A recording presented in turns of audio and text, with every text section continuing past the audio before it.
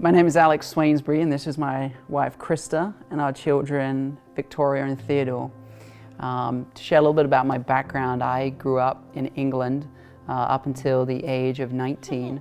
I left home pretty early at 16 and accepted a scholarship here when I was 19.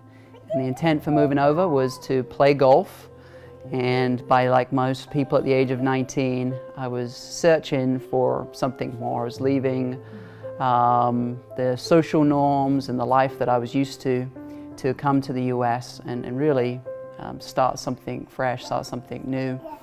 Up to that point, I was always looking for something, some identity, some purpose in what I was pursuing. I grew up in a non-Christian household, and I always just sensed there was more. There was more to life, more love, more joy.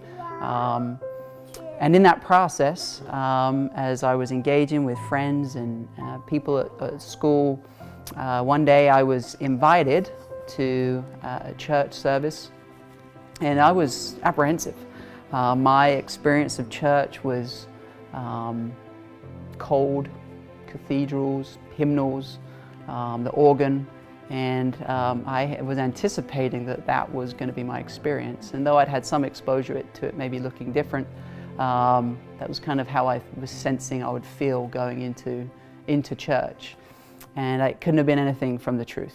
When I was there was joy, there was people greeting, dressed very normally, and worship was completely different. Worship was contemporary in nature. It was like a band.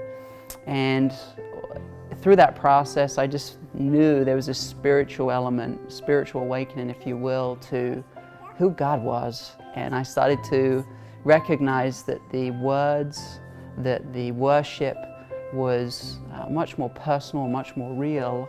And then the message began, and it was through that message that I knew God was present. I knew the Holy Spirit was present, and He was ministering to me. And at the end of that service, the pastor invited prayer, and I knew that I had run out of myself. I knew that I